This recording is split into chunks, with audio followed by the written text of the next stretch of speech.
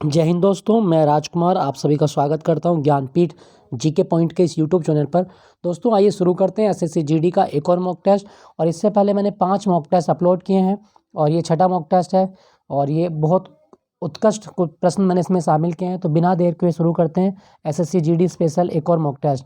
दोस्तों आज भारतीय नौसेना का दिवस है, तो नौसेना दिवस की आप सभी को शुभकामनाएं। 4 दिसंबर 1971 को पाकिस्तान के खिलाफ ऑपरेशन ट्राइडेंट हमने चलाया था और उसी की स्मृति में 4 दिसंबर को मनाया जाता है भारतीय नौसेना दिवस। भारतीय नौसेना का आदर्श वाक्य है सम नो वरुणः, जैसा कि आप इस फोटो में देख रहे होंगे, सम नो वरुणः, ये हमारी नौसेना का आदर्श वाक्य है। ठीक है दोस्तों, हमारी नौसेना जो है ये काफ़ी ताकतवर है और ये हमारी रक्षा करती रहे, ऐसी शुभकामनाओं के साथ आज का एसएससी जीडी का मॉक टेस्ट शुरू करता हूँ। तो चलिए पहला क्वेश्चन, हमारे वायुमंडल में सर्वाधिक मात्रा में कौन सी गैस पाई जाती है। दोस्तों हम बात करें वायुमंडल की, तो हमारे वायुमंडल में जो गैस सबसे ज़्यादा मिलती है वो है nitrogen. Option D is the right answer. Nitrogen का प्रतिशत लगभग 78% होता है। ऑक्सीजन का प्रतिशत लगभग 20.9% होता है, मतलब 21 मान सकते हैं आप इसको। उसके बाद में बात करें आर्गन की, तो दोस्तों आर्गन का प्रतिशत है 0.932%। 0.932 प्रतिशत, ये भी आप याद रखिएगा। अच्छा, कार्बन डाइऑक्साइड कितनी होती है। दोस्तों कार्बन डाइऑक्साइड जो होती है इसकी मात्रा होती है 0.03%। 0.03% याद रखिएगा। और हमारे वायुमंडल की कितनी परतें हैं, हमारे वायुमंडल की 5 परतें हैं, ये आप याद रखना। क्षोभमंडल है, क्षोभमंडल के बाद में समताप मंडल है, उसके बाद में मध्य मंडल है, फिर आयन मंडल है और फिर बाह्य मंडल है। याद रखना, क्षोभमंडल, समताप मंडल, मध्य मंडल और फिर है आपका आयन मंडल और फिर आपका बाह्य मंडल, याद रखिएगा। चलिए अगले प्रश्न की ओर। क्वेश्चन संख्या 2, इंदिरा गांधी राष्ट्रीय उद्यान भारत के किस राज्य में है।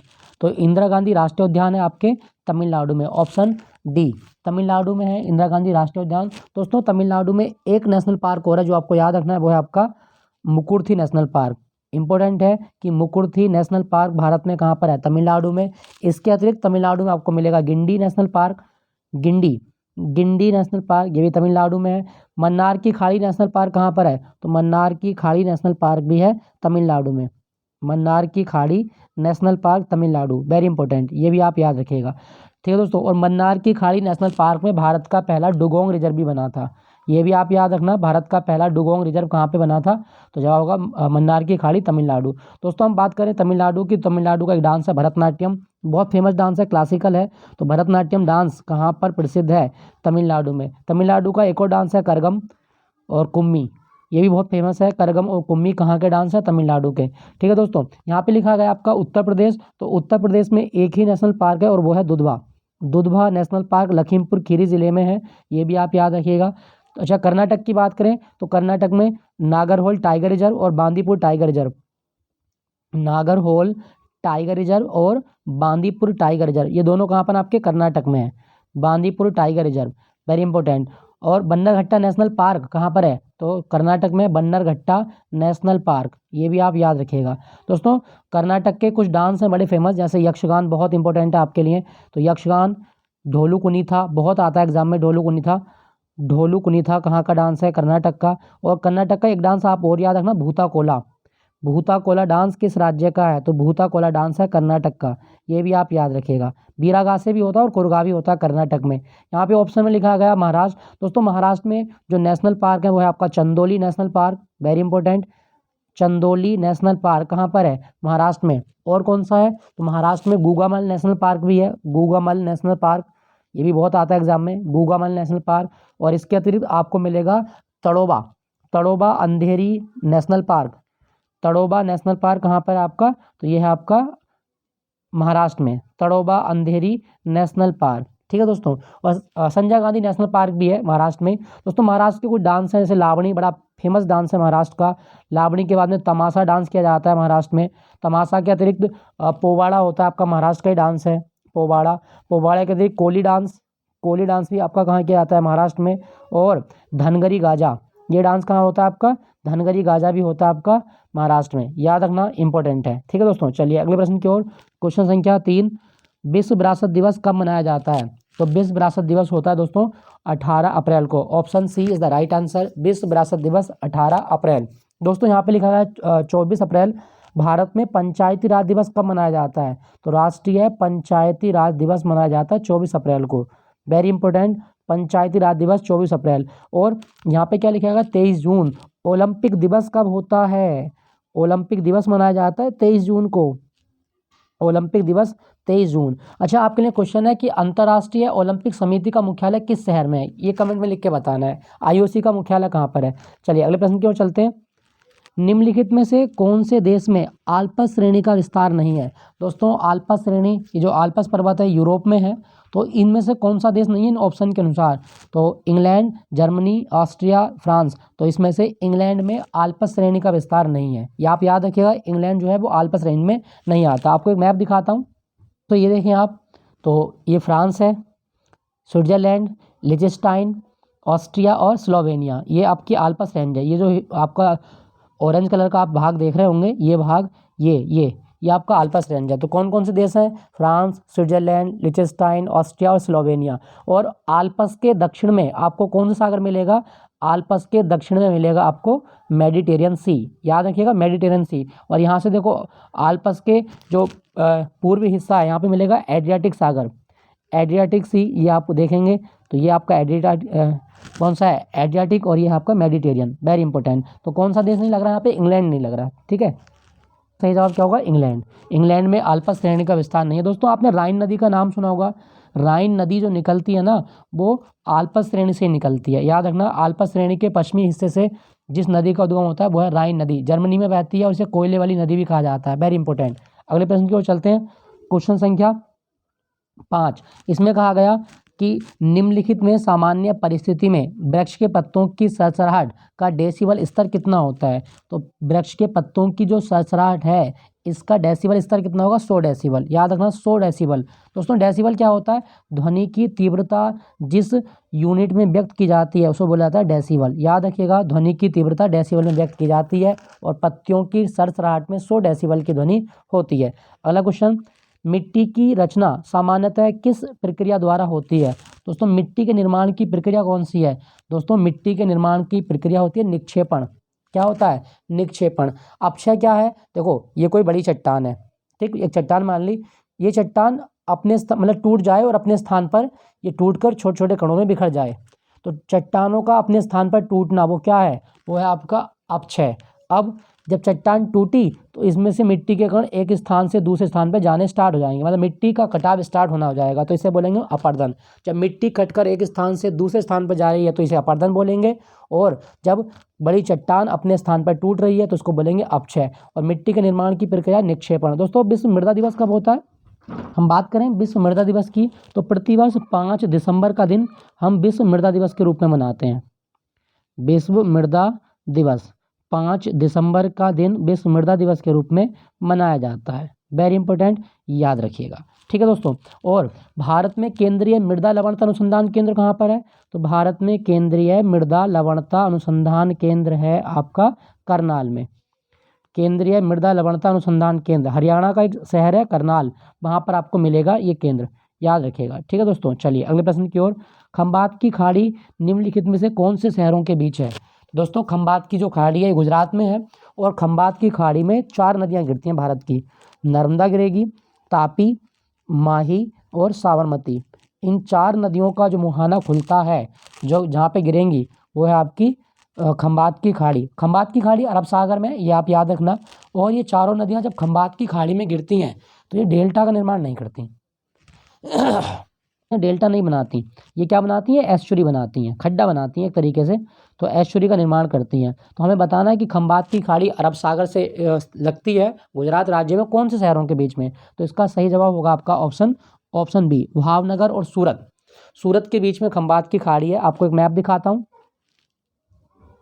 तो दोस्तों देखें, ये मैप में यहाँ आप देखें कच्छ की खाड़ी और ये आपकी गल्फ ऑफ खंबात, खंबात की खाड़ी। तो खंबात की खाड़ी में जो शहर आपको दिख रहे होंगे, ये है आपका भावनगर और ये है आपका सूरत। तो भावनगर और सूरत के बीच में स्थित है ये खंबात की खाड़ी। यहाँ पे आपका आनंद जिला है गुजरात का। और इसके जस्ट बराबर में यहाँ पे आप देख रहे होंगे गिर नेशनल पार्क, जो एशियाई शेरों के लिए प्रसिद्ध है, वो है आपका। तो आपको पता चला कि सूरत और भावनगर के बीच में स्थित है खंबात की खाड़ी। और ये देखो अरेबियन सी है, अरब सागर में ये स्थित है। याद रखिएगा। ठीक है दोस्तों, मैं आपको एक चीज़ और बता दूं, ये जो कच्छ की खाड़ी है और इसके समीप का एक जिला है कच्छ का जिला, मतलब कच्छ ये भारत का सबसे बड़ा जिला है। कच्छ याद रखना, भारत का सबसे बड़ा जिला है एरिया वाइज, और ये कहाँ पर है आपका, ये गुजरात में है। क्लियर हुआ दोस्तों। चलिए प्रश्न की ओर लौटते हैं। सही जवाब क्या होगा, ऑप्शन बी, भावनगर और सूरत के बीच में स्थित है खंबात की खाड़ी। अगला प्रश्न, सोमपेन आदिवासी का निवास स्थान क्या है। दोस्तों सोमपेन जो जनजाति है ये कहाँ की है, ये अंडमान निकोबार की है, मतलब निकोबार की जनजाति है सोमपेन। अच्छा, सोमपेन के अतिरिक्त अंडमान निकोबार द्वीप समूह में और भी जनजातियां से ओंग बहुत आती है एग्जाम में, ओंग, जराबा और सेंटनलीज, ये बहुत इंपॉर्टेंट है आपके लिए। ओंग, जराबा और सेंटनलीज जनजाति ये भारत में कहाँ रहती हैं, तो ये अंडमान निकोबार में रहती हैं। दोस्तों अंडमान निकोबार में भारत का एकमात्र सक्रिय ज्वालामुखी है जिसका नाम है बैरन। तो भारत का सक्रिय ज्वालामुखी बैरन कहाँ पर है, अंडमान निकोबार में। और अंडमान निकोबार भारत का केंद्र शासित प्रदेश कब बना था, 1956 में बना था, याद रखिएगा। दोस्तों अंडमान की सबसे ऊंची चोटी क्या है, तो पूरे अंडमान निकोबार में सबसे ऊंची चोटी का नाम है सैडल पीक, 731 जो मीटर है वो इसकी ऊंचाई है, 731 मीटर, और ये उत्तरी अंडमान में आती है। ठीक है दोस्तों, यहाँ पे लिखा गया लक्षद्वीप। दोस्तों लक्षद्वीप जो है ये जो है भारत में सबसे छोटा केंद्र शासित प्रदेश है। लक्षद्वीप में 36 द्वीप समूह है, मतलब कुल मिला के टोटल जो आइलैंड है वो 36 है, और इसका एरिया है 32 वर्ग किलोमीटर। तो 36 आप याद रखिएगा, 32 वर्ग किलोमीटर एरिया है लक्षद्वीप का। दोस्तों हम बात करें लक्षद्वीप, ये सबसे कम आबादी वाला मतलब केंद्र शासित प्रदेश भी है, और यहाँ पे जो आबादी है वो है आपकी 64,429 लाख नहीं, इतनी आबादी यहाँ पे रहती है। तो ये भारत में बहुत कम आबादी वाला जो केंद्र शासित प्रदेश है वो है। लक्षद्वीप की राजभाषा क्या है दोस्तों, लक्षद्वीप की राजभाषा है मलयालम।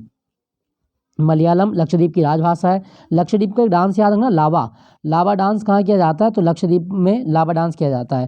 दोस्तों लक्षद्वीप का सबसे दक्षिण द्वीप कौन सा है, तो मिनिकोय, मिनिकोय लक्षद्वीप का सबसे दक्षिणी द्वीप है। लक्षद्वीप में कितने द्वीपों पर जीवन है, मतलब आबादी रहती है, वो 10 द्वीपों पर रहती है। 36 में से 10 द्वीप ऐसे हैं जिन पे मानवीय आबादी निवास करती है। दोस्तों लक्षद्वीप में एकमात्र हवाई अड्डा कौन सा, अगत्ती, अगत्ती हवाई अड्डा ये कहाँ पर है, ये लक्षद्वीप में है। लक्षद्वीप में और भी द्वीप हैं, अमीनी द्वीप है, मिनिकोय है, और कई सारे हैं, ये आप याद रखिएगा। चलिए इसका सही जवाब क्या होगा, सोमपेन जनजाति निकोबार में रहती है, ऑप्शन सी। अगला प्रश्न, बादल किस मंडल में अवतरित होता है। दोस्तों मैंने आपको पहले ही बताया था कि बादल क्षोभ मंडल में रहते हैं। नो का सही जवाब होगा आपका ऑप्शन ए, क्षोभ मंडल में बादल रहते हैं। ठीक है, अब प्रश्न उठता है कि बादलों की जो बनने की क्रिया वो क्या है। दोस्तों बादल संघनन के कारण बनते हैं, याद रखना, बादल कौन सी क्रिया के कारण बनते हैं, संघनन के कारण। दोस्तों बादल क्यों तैरते रहते हैं वायुमंडल में, क्योंकि इनका घनत्व कम होता है। तो कम घनत्व होने के कारण जो बादल हैं ये तैरते रहते हैं। अब बादल सफ़ेद क्यों दिखते हैं, दोस्तों बादलों के सफ़ेद दिखने का कारण है प्रकाश का प्रकीर्णन। प्रकाश के प्रकीर्णन के कारण बादल जो हैं वो सफ़ेद दिखते हैं, याद रखना, इंपॉर्टेंट है, आपसे पूछा जा सकता है। ठीक है दोस्तों, यहाँ पे मैं पहले वायुमंडल की परतें दिखा दूँ आपको।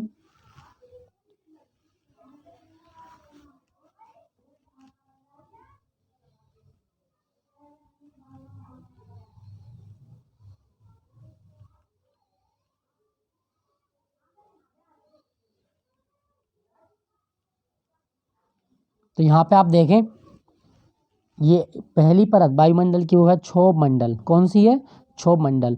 तो ये ट्रोपोस्फियर है आपका, ट्रोपोस्फियर के ऊपर आप जाएंगे तो ये है आपका समताप मंडल, और समताप मंडल में आपको मिलेगी ओजोन परत, याद रखना, ओजोन परत समताप मंडल में।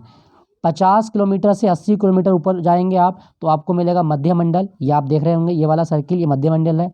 मध्य मंडल के ऊपर आप जाने पर आपको मिलेगी कार्बन लाइन, कार्बन लाइन ये बहुत इंपॉर्टेंट है, याद रखना।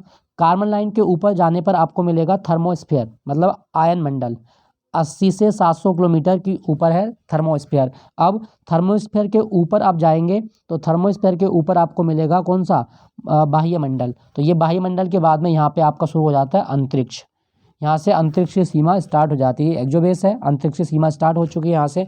तो आप याद रखना, वायुमंडल के कितनी पड़ते हैं हमारे, 5 पड़ते हैं हमारे वायुमंडल की। ठीक है दोस्तों, तो चलिए प्रश्न की ओर लौटते हैं। तो दोस्तों बादल जो है वो किस मंडल में रहते हैं, क्षोभ मंडल में। ठीक है दोस्तों, चलिए अगला प्रश्न, नेशनल स्टॉक एक्सचेंज की स्थापना किस समिति की सिफारिश पर हुई थी। तो दोस्तों 1991 में एक समिति बनी थी जिसका नाम था फेरवानी समिति।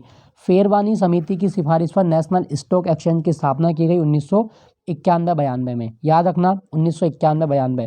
दोस्तों ये जो गाइपोरिया समिति है किससे संबंधित है? भारत में बैंकिंग सुधार के लिए बनी थी गाइपोरिया समिति। उसके बाद में महाजन समिति जो चीनी उद्योग हैं, चीनी उद्योगों से जुड़ी शिकायतों के लिए बनी थी महाजन समिति। तो इसका सही जवाब होगा फेरवानी समिति, नेशनल स्टॉक एक्सचेंज। और भारत में जो नेशनल स्टॉक एक्सचेंज है कहाँ पर है? मुंबई में है।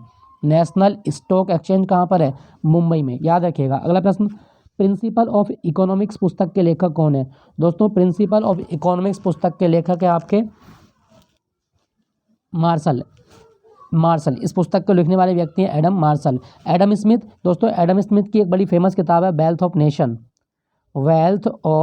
नेशन। किसने लिखी है? तो एडम स्मिथ की ही किताब है wealth of nation, very important. ठीक है दोस्तों, चलिए अगले प्रश्न की ओर चलते हैं। तो इसका सही जवाब क्या होगा? मार्शल ने लिखी है प्रिंसिपल ऑफ इकोनॉमिक्स। प्रश्न 12, भारत के कार्यवाहक मुख्य न्यायाधीश की नियुक्ति कौन करता है? दोस्तों भारत में जो कार्यवाहक मुख्य न्यायाधीश नियुक्त होता है उसकी नियुक्ति हमेशा राष्ट्रपति की पूर्व स्वीकृति से भारत के मुख्य न्यायाधीश द्वारा की जाती है। तो क्या होगा इसका सही जवाब? 12 का डी, राष्ट्रपति की पूर्व स्वीकृति से भारत के मुख्य न्यायाधीश द्वारा कार्यवाहक मुख्य न्यायाधीश की नियुक्ति की जाती है। ठीक है दोस्तों, 12 का ऑप्शन डी सही है। दोस्तों मैं बता दूं कि आर्टिकल 126 के तहत भारत में कार्यवाहक मुख्य न्यायाधीश की नियुक्ति का प्रावधान किया गया है, आर्टिकल 126, वेरी इंपॉर्टेंट। दोस्तों आप बता सकते हैं कि सुप्रीम कोर्ट में कितने जज हैं आज के टाइम में? तो सुप्रीम कोर्ट में आज के टाइम में जज क्या हैं? वो हैं आपके 33 + 1 34 जज हैं। और वर्तमान में DY चंद्रचूड़ हमारे सुप्रीम कोर्ट के 50वें मुख्य न्यायाधीश हैं। DY चंद्रचूड़ 50 में, याद रखना। चलिए अगले प्रश्न की ओर। भारत सरकार अधिनियम 1935 में कितनी अनुसूचियाँ थीं? तो 1935 का जो भारत शासन अधिनियम था इसमें कितनी अनुसूची थी? दोस्तों इसमें अनुसूची थी आपकी 10 अनुसूची थी भारत सरकार अधिनियम 1935 में। 13 का सही जवाब है आपका ऑप्शन सी। दोस्तों मैं बता दूं कि भारत सरकार अधिनियम 1935 को पंडित जवाहरलाल नेहरू के द्वारा गुलामी का नया अधिनियम कहा गया था। दास्ता या गुलामी का नया अधिनियम कहा गया पंडित जवाहरलाल नेहरू के द्वारा। और मैं आपको बताऊं कि जो भारतीय संविधान का लगभग 70% हिस्सा है वो हमने कहाँ से लिया है? वो भारत शासन अधिनियम 1935 से तो लिया है, याद रखिएगा। ठीक है दोस्तों, चलिए अगले प्रश्न की ओर चलते हैं। 11वीं अनुसूची के अंतर्गत पंचायती राज संस्थाओं को कितने विषय प्रदान किए गए हैं? दोस्तों 11वीं अनुसूची के तहत पंचायती राज में जो विषय हैं वो हैं आपके 29 विषय, वेरी इंपॉर्टेंट 29 विषय। दोस्तों मैं बात करूं जो 11वीं अनुसूची है संविधान में जोड़ी गई थी 73वें संविधान संशोधन अधिनियम 1992 के द्वारा। 11वीं अनुसूची जोड़कर पंचायतों को हमने संवैधानिक दर्जा दिया और पंचायतों के लिए 11वीं अनुसूची में 29 विषय दिए गए हैं। नगर निगम को कितने विषय दिए गए हैं? 18 दिए गए हैं, वेरी इंपॉर्टेंट। चलिए अगला क्वेश्चन, भारतीय संविधान के स्रोत हैं और किस देश से लिए गए इनका मिलान करना है। तो वित्तीय आपातकाल, दोस्तों वित्तीय आपातकाल लिया हमने अमेरिका से, वेरी इंपॉर्टेंट। प्रस्तावना की भाषा, दोस्तों प्रस्तावना का विचार लिया गया अमेरिका से, लेकिन भाषा पूछिए तो ऑस्ट्रेलिया से। राज्यपाल का पद कहाँ से आया? कनाडा से। और राष्ट्रपति के निर्वाचन की व्यवस्था आयरलैंड से ली गई है। ठीक है दोस्तों, तो इसका सही जवाब क्या होगा एक बार दोबारा देख लेते हैं। वित्तीय आपातकाल अमेरिका से, प्रस्तावना की भाषा ऑस्ट्रेलिया से, राज्यपाल की नियुक्ति कनाडा से और राष्ट्रपति के निर्वाचन की विधि तो वो है आपका आयरलैंड से। तो इसका क्या बनना है आपका 15 का? तो 15 का सही जवाब क्या बनेगा इसको देखें आप, तो ये है इसका आंसर है आपका ऑप्शन डी। ऑप्शन डी इसका सही जवाब है 3, 2, 1, 4। ठीक है दोस्तों, चलिए क्वेश्चन संख्या 16, इसमें कहा गया संविधान के किस अनुच्छेद में अनुसूचित जाति, अनुसूचित जनजाति और दुर्बल वर्गों के लिए शिक्षा की अभिवृद्धि की व्यवस्था की गई है? मतलब SC, ST और जो कमजोर वर्ग है उसके लिए शिक्षा की अभिवृद्धि की व्याख्या की गई है। तो सही जवाब होगा आपका अनुच्छेद 29। दोस्तों ये अनुच्छेद 29 नहीं है, इसका सही जवाब होगा आपका, तो इसका सही जवाब होगा आपका ऑप्शन 46, मतलब ऑप्शन डी अनुच्छेद 46 के तहत ये प्रावधान किया गया। अनुच्छेद 29 और 30 ये दोनों अल्पसंख्यकों के हितों की बात करते हैं, अल्पसंख्यक के हितों की बात करते हैं आपके 29 और 30, याद रखिएगा। ठीक है दोस्तों मैं बताऊं कि 29 में क्या कहा गया? 29 में कहा गया है कि जो अल्पसंख्यक लोग हैं वो अपनी भाषा, अपनी लिपि आदि का संरक्षण कर सकते हैं। और अनुच्छेद 30 में कहा गया है कि अल्पसंख्यक लोग अपने शैक्षिक संस्थानों का प्रबंध कर सकते हैं, ये आप याद रखिएगा। ठीक है दोस्तों, और अनुच्छेद 45 में कहा गया कि राज्य 6 वर्ष से 14 वर्ष तक के बच्चों के लिए शिक्षा का उपबंध करेगा, वेरी इंपॉर्टेंट। तो इसका सही जवाब क्या होगा? SC ST और दुर्बल वर्ग के लिए शिक्षा की व्यवस्था अनुच्छेद 46 के तहत की जाती है। अगला प्रश्न, निम्नलिखित में से कौन सा विषय संघ सूची में शामिल नहीं है? दोस्तों संघ सूची में कौन सा विषय शामिल नहीं है? इसका सही जवाब होगा आपका राष्ट्रीय जलमार्ग। राष्ट्रीय जलमार्ग जो है ये संघ सूची में शामिल नहीं है। दोस्तों हम बात करें संघ सूची, राज्य सूची और समवर्ती सूची, ये 3 सूचियां 7वीं अनुसूची में आती हैं। 7वीं अनुसूची में आती हैं, याद रखिएगा। और संघ सूची में कितने विषय थे? दोस्तों संघ सूची में विषय थे 97, लेकिन वर्तमान में संघ सूची में विषयों की संख्या है 100। दोनों याद रखना, कितने विषय थे? मूलतः 97, अब कितने हैं? अब 100 हैं। अगला क्वेश्चन संख्या 18, इसमें कहा गया लोक लेखा समिति के सदस्य कितने वर्ष के लिए निर्वाचित होते हैं? दोस्तों लोक लेखा समिति के जो सदस्य हैं उनका कार्यकाल केवल 1 वर्ष का होता है, याद रखिएगा। लोक लेखा समिति की बात करें, पब्लिक अकाउंट कमेटी कहा जाता है। दोस्तों भारत में संसद की जो सबसे प्राचीन समिति है वो है लोक लेखा समिति, 1921 में बनी। और लोक लेखा समिति में 22 सदस्य होते हैं। 22 में से 15 सदस्य जो होंगे वो आपके लोकसभा से होंगे, याद रखिएगा। और राज्यसभा से कितने होंगे? तो 15 लोकसभा से और राज्यसभा से 7 होते हैं। ठीक है दोस्तों, 7। लोक लेखा समिति क्या काम करती है? दोस्तों कैग की जो रिपोर्ट आती है, कैग की रिपोर्ट की समीक्षा करने का काम है लोक लेखा समिति का। और लोक लेखा समिति अपनी रिपोर्ट किसको देगी? लोकसभा के स्पीकर को। ठीक है दोस्तों, स्पीकर को देती है।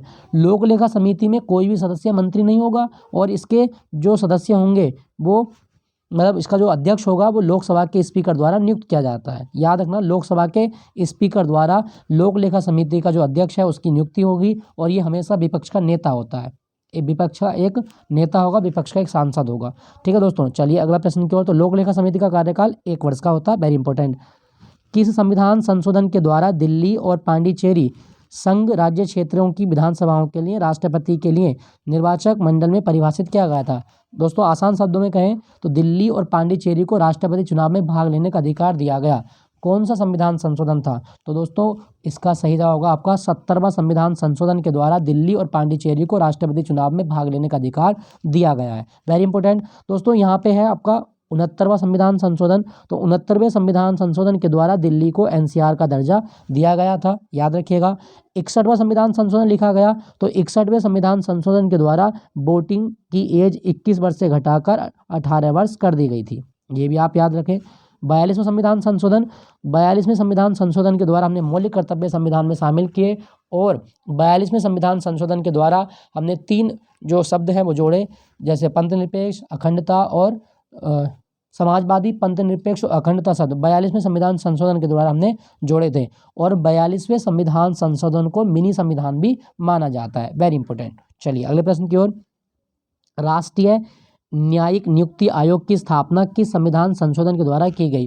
दोस्तों राष्ट्रीय न्यायिक नियुक्ति आयोग की स्थापना 99वें संविधान संशोधन के द्वारा की गई है। Option B is the right answer, very important. ठीक है दोस्तों, यहाँ पे लिखा गया है आपका ऑप्शन सी में 100वां संविधान संशोधन। तो 100वें संविधान संशोधन के द्वारा क्या हुआ था कि भारत और बांग्लादेश के बीच जो द्वीपीय विवाद थे, जो भूमि विवाद था, वो हमने निपटाया था, उसका खत्म किया था हमने, ये भी आप याद है कि 2015 में हुआ था ये काम। तो 100वें संविधान संशोधन के द्वारा भारत बांग्लादेश के जो द्वीपीय विवाद थे उनका समाधान हुआ था। यहाँ पे लिखा गया 97वां संविधान संशोधन। दोस्तों भारत में सहकारी समिति जो शुरू की गई उनको संवैधानिक दर्जा दिया गया 97वें संविधान संशोधन के द्वारा और अनुच्छेद 43B के तहत इनका उल्लेख है। ठीक है दोस्तों, चलिए अगला प्रश्न। गांधार कला शैली निम्नलिखित में से किसका संश्लेषण है? दोस्तों गांधार कला जो थी ये कुषाण काल में आई थी और कुषाण वंश का कौन सा राजा था? कनिष्क। कनिष्क के टाइम में गांधार कला विकसित हुई और गांधार कला जो है गांधार नामक स्थान से विकसित होने के कारण इसका नाम क्या रखा गया? गांधार कला।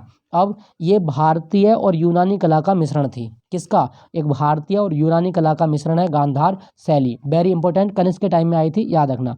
भारत भ्रमण पर आए हुएनसांग ने किस नगर का विवरण अपने यात्रा वृत्तांत में किया है? दोस्तों भारत भ्रमण पर जो आए हुएनसांग ये चीनी बौद्ध भिक्षु था और भारत में हर्षवर्धन के टाइम में भारत आया था और इसने को अपने ग्रंथ सी यू की में कौन से नगर का वर्णन किया? तो सही जवाब होगा आपका पाटलिपुत्र। पाटलिपुत्र जिसको वर्तमान में पटना बोला जाता है उसका वर्णन हुएनसांग ने अपनी किताब में किया है। ठीक है दोस्तों, चलिए अगला प्रश्न। इसमें वेद और उनके कुछ ब्राह्मण ग्रंथ हैं, तो आपको बताना है। तो पहला देखें,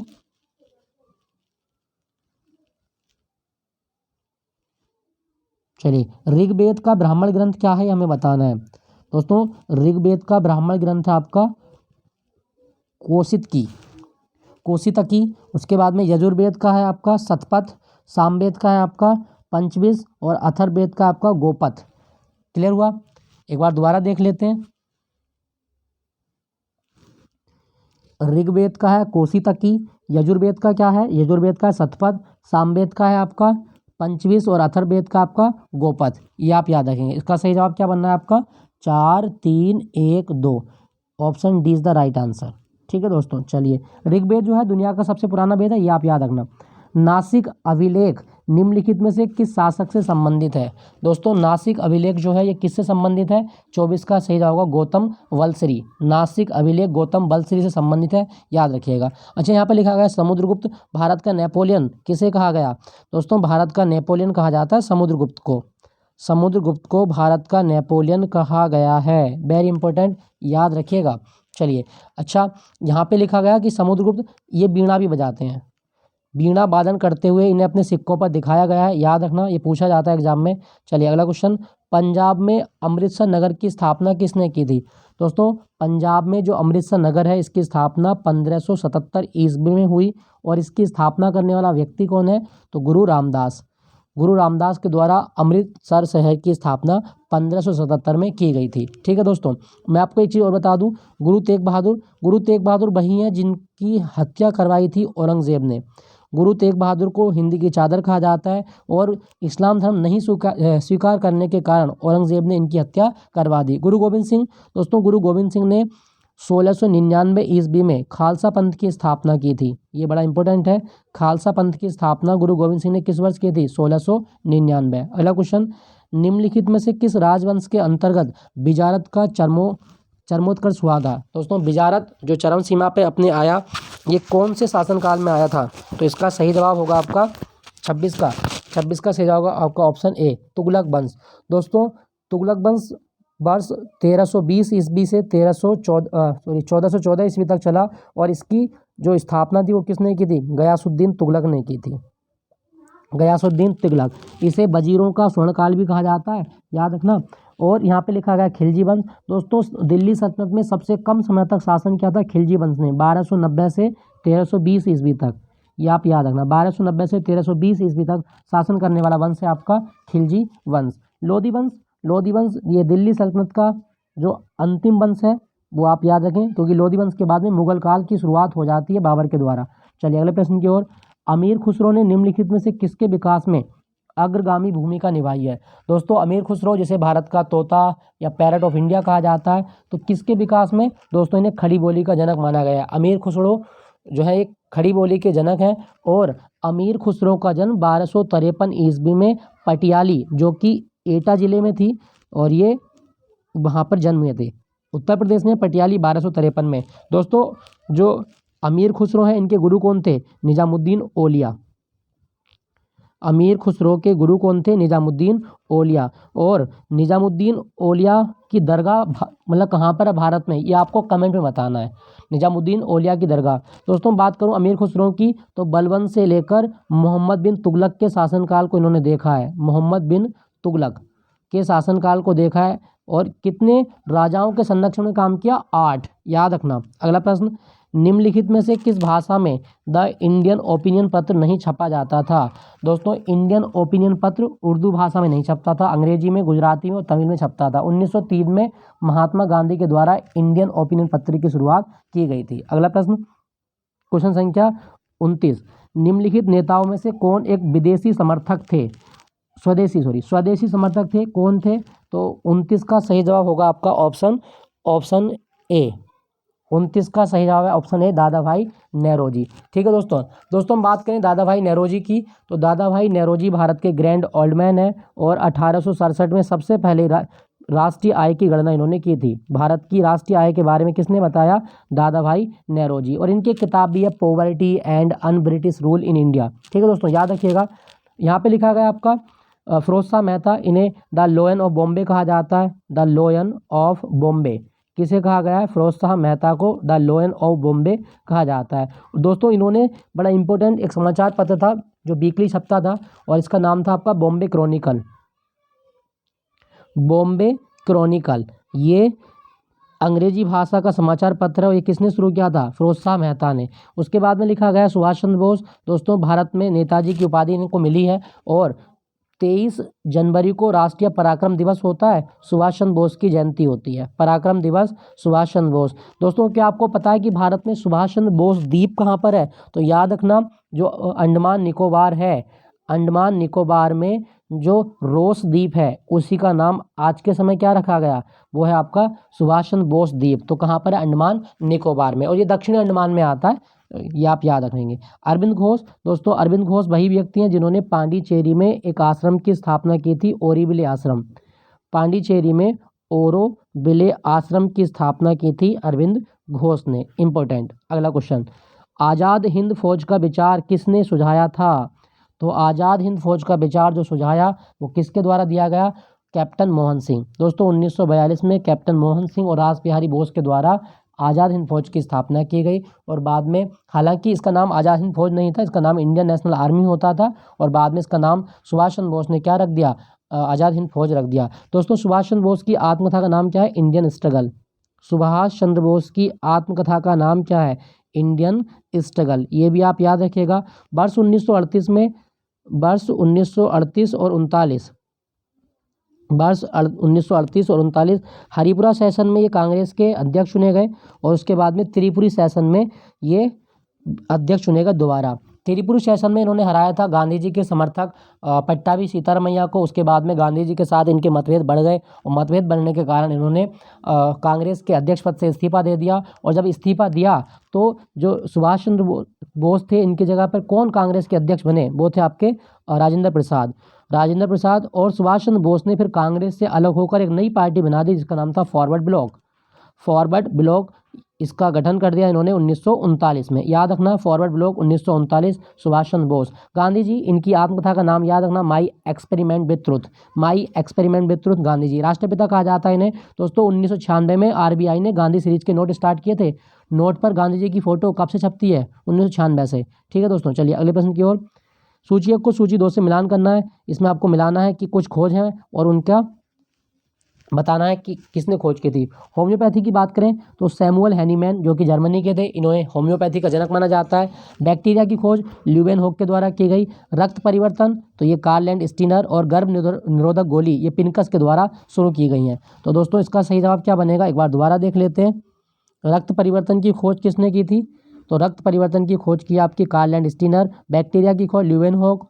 होम्योपैथी सैमुअल हैनीमैन और गर्भ निरोधक गोली पिनकस। तो इसका सही जवाब बनना है आपका, यहाँ देखें 4 3 2 1, मतलब ऑप्शन डी 4 3 2 1। अगला प्रश्न, निम्नलिखित में से कौन सी बीमारी फफूंद के कारण होती है? दोस्तों फंगस के कारण होने वाली बीमारी कौन सी है? इसका सही जवाब होगा आपका option a athlete foot. Athlete foot fungus के कारण होती है। दोस्तों फंगस का अध्ययन क्या होता है? तो फंगस का अध्ययन होता है माइकोलॉजी। कवकों का अध्ययन माइकोलॉजी कहलाता है, ये आप याद रखिएगा। ठीक है दोस्तों, चलिए अगले प्रश्न की ओर। निम्नलिखित में से कौन सा सुमेलित नहीं है? तो हमें बताना है कि कौन सा सुमेलित नहीं है। विटामिन ए का रासायनिक नाम रेटिनोल है। विटामिन B7 तो ये है आपका बायोटीन। विटामिन ई फ्लेविनोल नहीं। विटामिन ई का रासायनिक नाम टोकोफेरोल होता है। टोकोफेरोल विटामिन ई का रासायनिक नाम है और विटामिन ई को सुंदरता का विटामिन भी कहा जाता है। तो आप ऐसे याद रखें, मेरी सुंदरता को टोकोमट। टोकोफेरोल विटामिन ई याद रखिएगा। B5 का बिल्कुल नाम सही है, पेंटाथेनिक। दोस्तों विटामिन जो शब्द ये किसने दिया था? तो विटामिन जो शब्द ये फंक के द्वारा दिया गया है। फंक के द्वारा दिया गया विटामिन शब्द। और विटामिन हमारे शरीर में ऊर्जा नहीं देते, इनका काम हमारे शरीर की रोग प्रतिरोधक क्षमता को बनाए रखना होता है। चलिए अगले प्रश्न, निम्नलिखित में से कितने प्रोटीन कितने एमिनो अम्लों से मिलकर बना होता है? दोस्तों प्रोटीन की सबसे छोटी इकाई एमिनो अम्ल होती है और 20 एमिनो अम्ल बराबर एक प्रोटीन अणु। ये आप याद रखें। 34 का सही जवाब है ऑप्शन डी। Option D. दोस्तों प्रोटीन का काम क्या है? प्रोटीन का काम है हमारे शरीर में हमारे ऊतकों का विकास करना, इनकी टूट फूट को पूरा करना, इनकी रिपेयरिंग करना। अब यदि प्रोटीन की कमी हो जाए तो आपको 2 रोग हो जाएंगे, एक है मरास्मस और एक है आपका क्वाशियोरकोर। क्वाशियोरकोर ये प्रोटीन की कमी से होने वाला एक रोग है, इंपॉर्टेंट है, याद रखिएगा। चलिए अगला प्रश्न, और दालें जो स्रोत हैं वो प्रोटीन का उच्च स्रोत मानी जाती हैं। वृक्क की कार्यात्मक इकाई क्या है? वृक्क मतलब किडनी, और किडनी की कार्यात्मक इकाई होती है क्या? नेफ्रॉन। नेफ्रॉन किडनी की कार्यात्मक इकाई है, याद रखिएगा। बोमन कैप्सूल किडनी में ही होता है आपका, कॉर्टेक्स किडनी में ही होते हैं, आप याद रखें। वृक्क की जो कार्यात्मक इकाई है वो है आपकी नेफ्रॉन होती है। वृक्क डायलिसिस जो होती है वो किससे संबंधित है? किडनी से संबंधित है आपकी डायलिसिस, याद रखना, वेरी इंपॉर्टेंट। निम्नलिखित में से कौन सा हार्मोन पौधों की वृद्धि को नियंत्रित करता है? दोस्तों पौधों की वृद्धि को नियंत्रित करने वाला हार्मोन है auxin, option C is the right answer. Florigen, florigen को फूल खिलाने वाला हार्मोन कहा जाता है। साइटोकाइनिन पौधों में कोशिका विभाजन के लिए उत्तरदायी होता है। पौधों में कोशिका विभाजन के लिए उत्तरदायी कौन सा हार्मोन होता है? दोस्तों पौधों में कोशिका विभाजन करने वाला जो हार्मोन है वो है आपका, कोशिका विभाजित करता है, साइटोकाइनिन, ऑप्शन बी। जिबरेलिन क्या है? दोस्तों जिबरेलिन बीजों के जो प्रसुप्ति काल है इसको कम कर देता है, और प्रसुप्ति काल को कम करने के बाद में क्या होगा कि ये अंकुरण में मदद करेगा। तो अंकुरण में मदद करने वाला हार्मोन कौन सा है? जिबरेलिन, याद रखना। पादप हार्मोन कौन सा है जो अंकुरण में मदद करता है? वो है जिबरेलिन हार्मोन। दोस्तों क्या आपको पता है कि दुनिया का एकमात्र हार्मोन जो गैसीय अवस्था में रहता है कौन सा है? तो एथिलीन हार्मोन। कौन सा? एथिलीन हार्मोन, और इसे फल पकाने वाला हार्मोन भी कहा जाता है। ये गैसीय अवस्था में रहता है, फल पकाता है, एथिलीन हार्मोन। ठीक है दोस्तों, चलिए अगले प्रश्न की ओर। मटर में मार्स रोग किस तत्व की कमी के कारण होता है? दोस्तों मटर का जो मार्स रोग है वो होता है मैग्नीज की कमी के कारण, वेरी इंपॉर्टेंट। मटर, इसका वैज्ञानिक नाम है पाइसम सैटिवम। पाइसम सैटिवम ये मटर का वैज्ञानिक नाम है, और मेंडल ने अपने आनुवांशिकता के प्रयोग किस पौधे पर किए थे? मटर के पौधे पर किए थे। अगला, गैसीय तत्वों में सबसे भारी तत्व कौन है? तो सबसे भारी गैसीय तत्व कौन सा है? इसका सही जवाब होगा आपका ऑप्शन ए, रेडोन सबसे भारी गैसीय तत्व है, याद रखना। दोस्तों मैं आपको बताऊं कि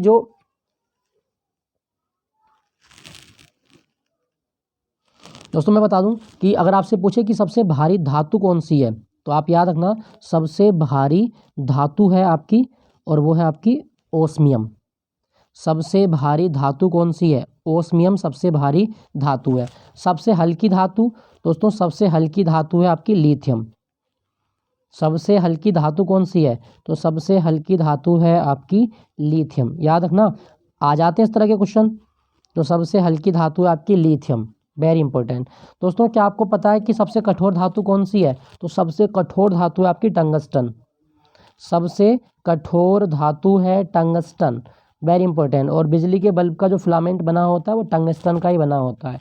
टंगस्टन का संकेत होता है डब्ल्यू। तो इसका सही जवाब क्या होगा आपका? रेडान सबसे भारी गैसीय तत्व है। जीनोन, इसे स्ट्रेंजर गैस कहा जाता है। जीनोन का नाम है स्ट्रेंजर गैस। दोस्तों कमेंट में क्वेश्चन है, ऑक्सीजन परिवार के तत्व क्या कहलाते हैं? ऑक्सीजन परिवार के तत्व क्या कहलाते हैं, ये लिख के बताइएगा। चलिए, टेलीस्कोप एवं प्रिज्म में कौन सी कांच का प्रयोग किया जाता है? दोस्तों टेलीस्कोप या प्रिज्म में जो कांच यूज होती है वो है आपकी प्रकाशीय कांच, option B is the right answer, option B. आज की क्लास के दो अंतिम प्रश्न। कांसा किसका मिश्रण है? तो कांसा कॉपर और टिन का मिश्रण होता है। कॉपर और टिन का मिश्रण है कांसा। ठीक है दोस्तों, उसके बाद में आपका मिलेराइट किसका अयस्क है? तो मिलेराइट किसका अयस्क है? दोस्तों इसका सही होगा निकेल। निकेल का अयस्क है मिलेराइट। तो दोस्तों ये थे आज का एसएससी जीडी का मॉक टेस्ट, और इसको आप देखिए, और आशा करता हूँ आपको पसंद आएगा। मिलूंगा जल्दी अगले मॉक टेस्ट के साथ। Thank you for watching Jnanpith GK point.